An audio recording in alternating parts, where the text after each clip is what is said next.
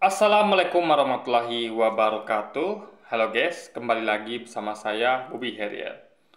Di hari Minggu yang cerah ini, saya ingin membahas tentang topik yang banyak teman kita Kristiani ya itu, dan bukan juga yang Muslim juga, karena mungkin sudah terpengaruh juga dengan penggiringan opini oleh teman-teman kita yang Kristiani bahwa eh, mereka mengatakan bahwa lihat tuh, Islam itu dibolehkan memukul istri.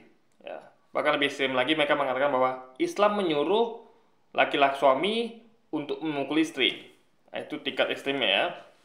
Tapi kebanyakan itu mereka mengatakan bahwa Islam itu boleh memukul istri. Lalu mereka bandingkan dengan dogma ajaran agama mereka, yaitu di Kristen tidak boleh memukul istri gitu kan. Nah, ini kita akan bahas di sini karena ini penting ya. Karena gini, kita tidak bisa melihat sesuatu tuh sesimpel itu, sedangkal itu nggak bisa. Itu pemikiran yang sesat. Sama kayak gini, saya bilang ya. Ini analogi sama dengan saya ingin sampaikan ya, sama dengan misalnya gini. Lihat itu orang mencatur. Mencatur, atau bukan, lihat itu olahraga tinju. Olahraga tinju itu boleh mukul orang. Boleh. Bahkan dalam olahraga misalnya bela diri ya, olahraga karate atau taekwondo itu boleh mukul orang. Ya. Lihat olahraga catur, itu nggak boleh mukul orang. Ini sesat guys. Kenapa? Karena tidak didetailkan. Karena terlalu dangkal. Dia nggak ngerti beda antara ya mukul dengan tidak mukul dalam konteks olahraga tinju atau karate atau taekwondo dengan konteks olahraga catur atau yang lain yang dalam hal misalnya kayak sepak bola misalnya atau basket kan tak boleh juga mukul. Sama-sama olahraga tapi konteksnya beda gitu. Olahraga apa dulu? Sama kayak seperti mukul dalam Islam dan mukul dalam Kristen. Yang satu boleh atau bakal disuruh, yang satu lagi nggak boleh gitu kan. Nah, ini beda konteks. Sama-sama mukul tapi beda agama. Nah, kita akan bahas ya. Begini. Ini mukul itu tidak selamanya negatif dan tidak selamanya buruk. Ada mukul positif ya. Ada bayangkan begini ya. Dalam pertandingan tinju atau dalam pertandingan karate ya, atau bahkan dalam latihannya lah, itu Anda bayangkan ya, kalau pertandingan karate, taekwondo atau tinju itu tidak boleh memukul ya. Saya misalnya Mike Tyson itu tanding tinju dengan Evander Holyfield. Lalu dikasih tahu oleh pelatihnya, Mike Tyson, kamu nggak boleh ya mukul Evander Holyfield. Apa terjadi ketika diterapkan oleh Mike Tyson? Ya, mereka berdua tidak akan dapat sponsor. Sponsor lari, kenapa? Loh, ini bukan pertandingan tinju ini. Masa Anda tidak memukul? Karena serunya tinju itu kan, atau pertandingan yang berhubungan dengan hal seperti itu ya, kayak karate, taekwondo itu kan adalah seni memukulnya. Bagaimana memasukkan pukulan atau tendangan ke tubuh lawan, ya kan? Sebanyak dan seefektif mungkin. Bukan hanya masalah menangkis atau menghindar, tapi juga memasukkan pukulan. Ya kan? Nah, jadi sponsor lari. Ini bukan pertandingan tinju, ini bukan pertandingan karate. Apa yang terjadi? Mike Tyson dan Evander Holyfield tidak dapatkan bayaran. Ya, karena mereka profesional tinju, mereka pertama bawa waktu. Ngapain bertinju di ring kalau tidak boleh atau dilarang memukul? Mending mereka di rumah gitu kan, untuk kerja yang lain. Jadi mereka kalau ini profesi utama mereka dan tidak ada profesi lain, mereka akan jatuh miskin kan, tidak ada penghasilan ya. Negatif berarti. Atau kayak dalam latihan ya. Misalnya saya latihan Wing Chun atau latihan Kempo atau karate. Latihan. Lalu ada sesi sparring. Anda bayangkan kalau saya tidak boleh memukul, apa terjadi? Saya tidak akan pandai-pandai. Ya, saya nggak akan pandai-pandai. Minimal dalam hal penyerangan saya nggak pandai. Bagaimana menyerang musuh gitu. Saya hanya tahunya bertahan, menangkis, mengelak.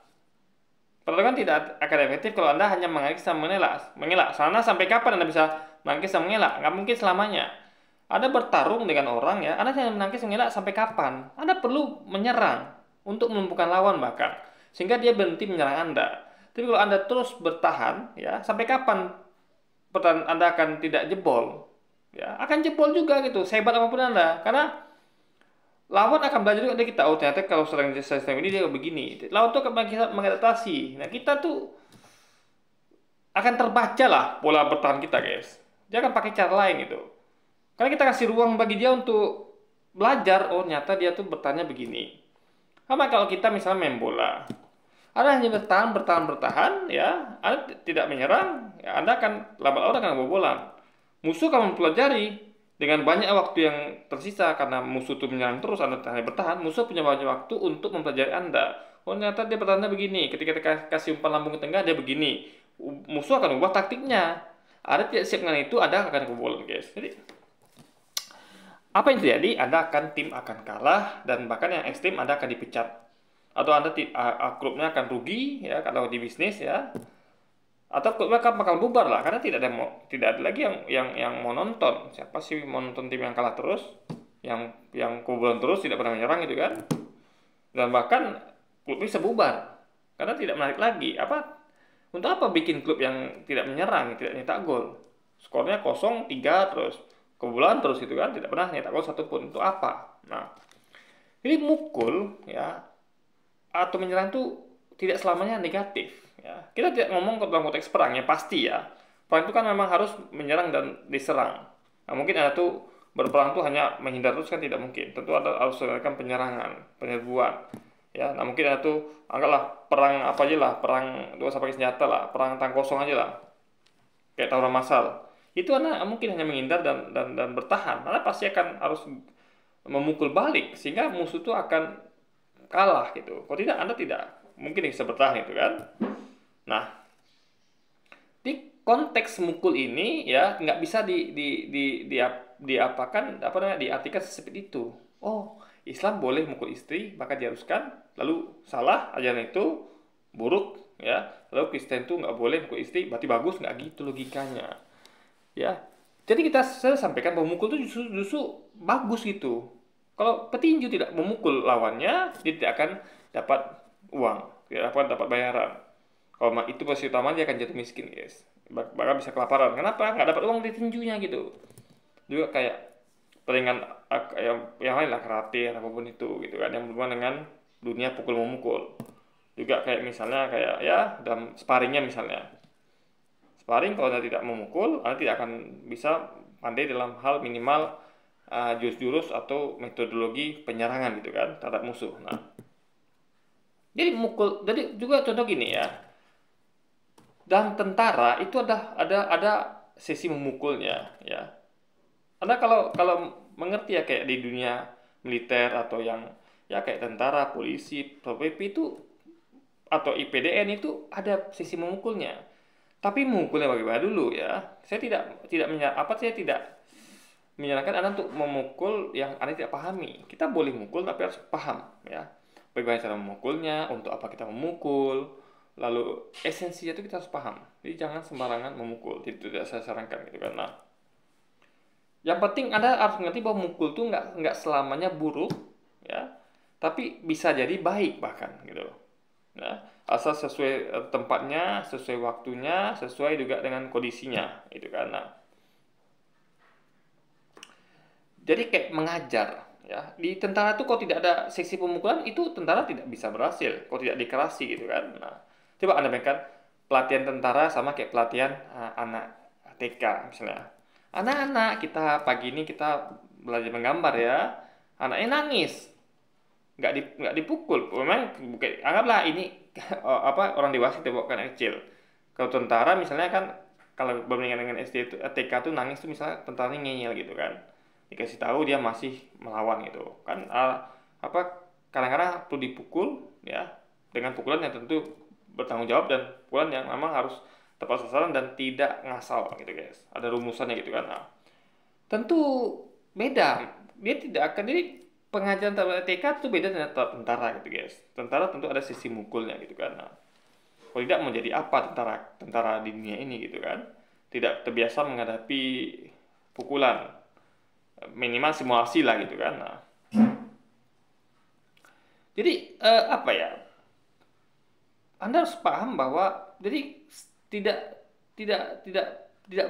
benar atau sesat pemikiran yang mengatakan bahwa oh Islam itu sesat, salah karena diperbolehkan makan disuruh mukul istri. Lalu Kristen itu benar, karena tidak boleh mukul istri. Nggak gitu logikanya.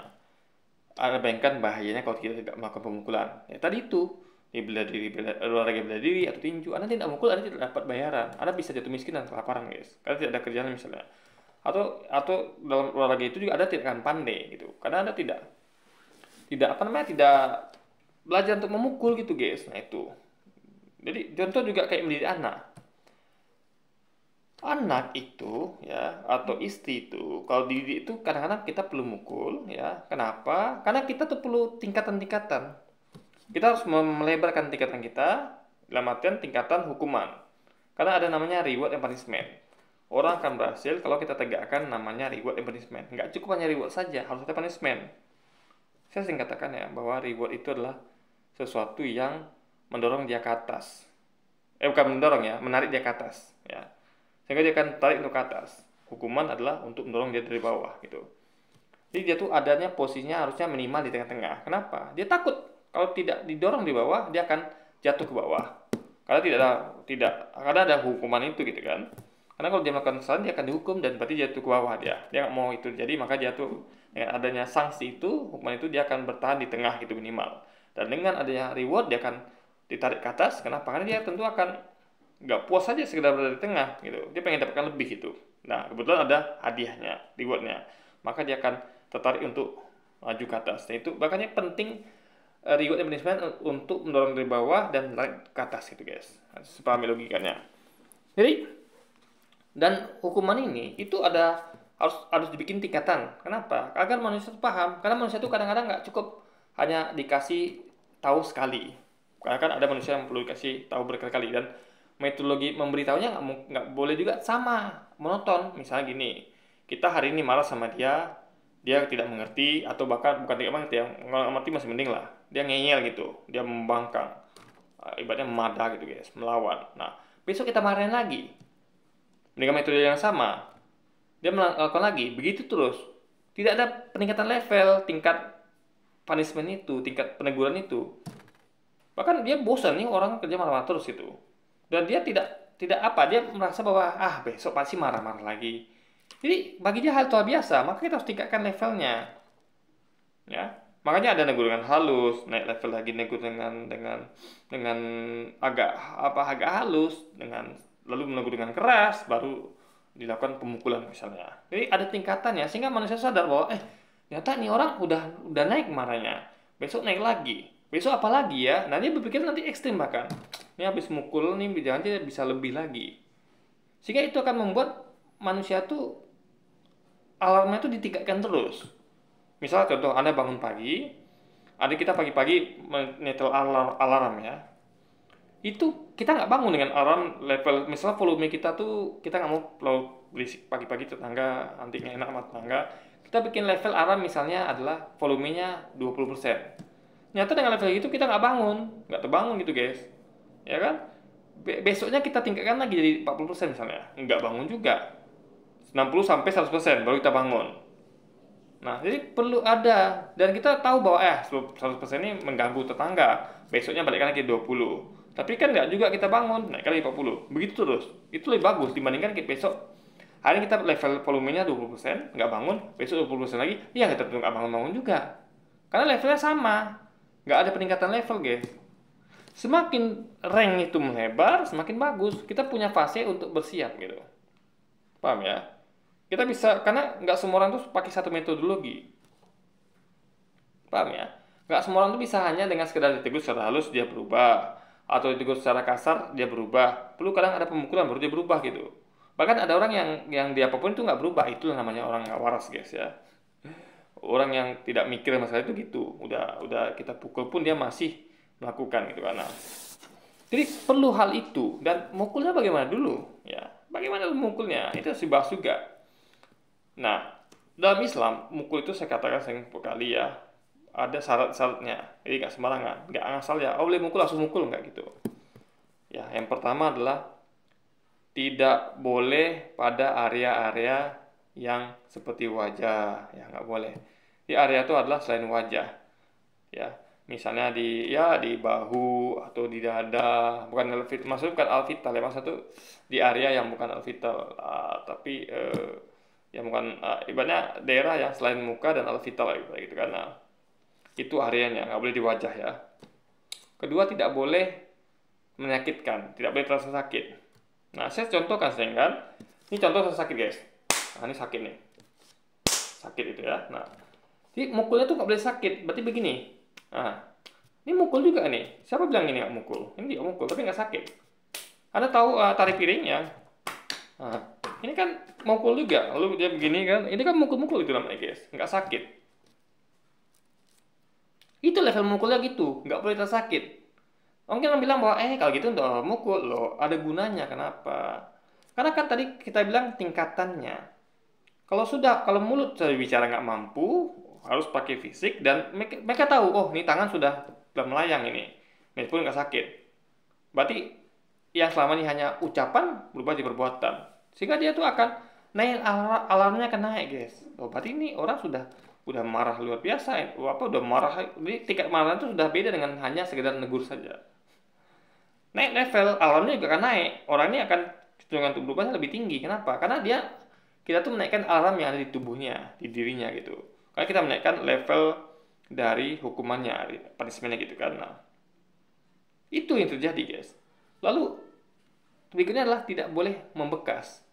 Nah, ini berhubungan dengan rasa sakit. Jadi tidak mungkin suatu pukulan itu berbekas kalau tidak rasa sakit. Ya, kayak kita begini nih mungkin berbekas gitu. Bahkan begini pun belum tentu berbekas gitu guys. Ini betul-betul pukulan yang tidak membekas dan tidak terasa sakit dan tidak boleh memukul wajah. Artinya ini pukulan yang hanya sekedar simbol itu loh. Simbol bahwa apa yang dilakukan ini sudah kelewatan gitu guys. Dan esensinya adalah untuk memperlebar jarak atau range sehingga orang ini alarmnya akan terus ditingkatkan, nggak pada level yang sama. Ditegur dengan halus nggak mampu, nggak mempan. Nasihatin nggak mempan. Ditegur dengan cara yang agak kasar nggak mempan, dengan cara kasar nggak mempan, dipukul dengan tidak membekas dan tidak menyakitkan, tidak boleh di wajah, ya kan? Kalau nggak juga berubah, itu berarti kita sudah kasih lah alarm tertinggi, ya. Kita udah maksimal lah ibarat gitu. Sama kayak kita tuh nyetel alarm pagi hari itu udah 100% gitu, nggak ada lagi, nggak bisa lebih dari situ, karena kan mukulnya ada batasnya, nggak boleh membekas, nggak boleh sakit, nggak boleh terasa sakit, nggak boleh di wajah. Jadi alarmnya itu sudah 100%, nggak mungkin lebih tinggi lagi. Dia juga bangun, itu salah dia lagi. Yang penting kita sudah memberikan treatment yang maksimal, yaitu alarm yang 100%. Ya kan? Nah, nggak mungkin lebih lagi. Nah, tapi Anda tidak melakukan itu. Anda alih-alih menyetel alarm 100%, ini orang nggak bangun nih. 20% nggak bangun, ada besoknya masih 20% lagi, nggak bangun juga. Akhirnya ini orang akan terus nggak bangun. Salah siapa? Salah Anda. Karena Anda tidak naikkan level alarmnya. Tapi kalau sudah maksimal alarmnya di 100, kalau juga bangun, salah orang itu. Ini adalah, Anda harus paham logika ini guys. Ya. Kalau tidak Anda akan tersesat dengan logika sempit dangkal mengatakan bahwa Islam itu agama sesat. Salah agamanya, ajarannya. Kok boleh mukul istri, bahkan disuruh. Lihat dong Kristen, tidak boleh mukul istri. Itu logika sesat guys, yang terlalu dangkal dan primitif, tidak logis karena tidak berusaha untuk menganalisa lebih jauh dan mendetailkannya guys. Nah itu harus dipahami logikanya. Oke, jadi mungkin bagi anda yang masih tersesat, ya nggak mengerti esensi mukul istri dalam Islam, anda harus tonton video ini dan anda paham ya. Sehingga nanti dia lagi mengatakan yang tidak, ya memberikan sesuatu yang sesungguhnya anda terlalu dangkal dalam melakukan hal itu. Yaitu konteks mukul dalam Islam, mukul istri dalam Islam dengan mukul istri dalam agama Kristen. Oke, jadi mungkin sekian dulu aja video kita kali ini dan sampai jumpa lagi di video selanjutnya. Wassalamualaikum warahmatullahi wabarakatuh guys.